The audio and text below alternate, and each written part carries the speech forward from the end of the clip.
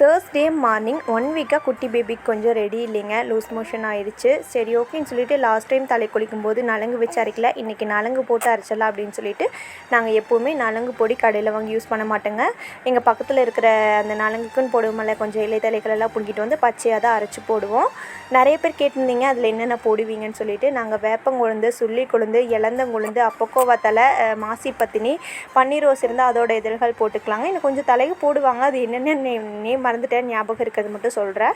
So அதுக்கப்புறமா அரைச்சி குளித்ததுக்கப்புறமா லாஸ்ட்டில் கொஞ்சமாக எல்லா பக்கம் பூசிட்டு சிவப்பு தண்ணி சுற்றி போட்டு குளிச்சுட்ருவாங்க. இப்படி தான் நாங்கள் குட்டி பேபி குளிக்க வைப்போம். அவங்களுக்கு குளித்ததுக்கப்புறமா காஞ்சிட்டு இருந்த ட்ரெஸ் எல்லாமே இருந்துச்சுங்க, கொஞ்சம் எடுத்துகிட்டு வந்து மடித்து வச்சலான்னு சொல்லிட்டு அந்த வேலையை தான் பார்த்துட்டு இருந்தேன்.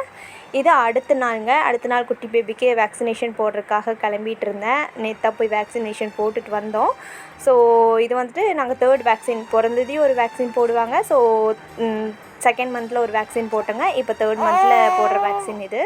நாங்கள் ப்ரைவேட்டில் தாங்க வேக்சினேஷன் போட்டுட்ருக்கோம். எங்களுடைய டாக்டர் பீடியாட்ரிஷியன் டாக்டர் திவ்யா கேஎம்சிஹெச்சில் தான் போட்டிருக்கோம். இந்த வீடியோவில் நான் வியர் பண்ணியிருக்கேன் 2 மேக்ஸிஸுமே மெட்டர்னிட்டி மேக்ஸிஸ்ங்க. என்னோடய ஃபேவரட் பேஜ் ஆனால் மெல்லிலேருந்து தான் கஸ்டமைஸ் பண்ணி சென்ட் பண்ணியிருந்தாங்க. எனக்கு ரொம்ப பிடிச்சிருந்துச்சி. வியர் பண்ணுறதுக்கு அவ்வளோ ஒரு கம்ஃபர்டபுளாக, பார்க்குறக்கே லுக் வைஸ் அவ்வளோ ஒரு சூப்பராக இருந்துச்சுங்க. நிறைய பேர் கேட்டாங்க எங்கே வாங்கினேன்னு சொல்லிட்டு. ஸோ பேஜ் ட்ராக் பண்ணுற யாராவதுக்கு தேவைப்பட்டால் செக் பண்ணி பாருங்கள். ஏன்னா அவங்க அழகாக, அவங்கக்கிட்ட இருக்க கலெக்ஷன்ஸ் எல்லாமே ரொம்ப யூனிக்காக அழகாக இருந்துச்சு. ஸோ ஃபைனலாக என்னோடய வாட்சும் எடுத்து கட்டிட்டு கிளம்பியாச்சுங்க.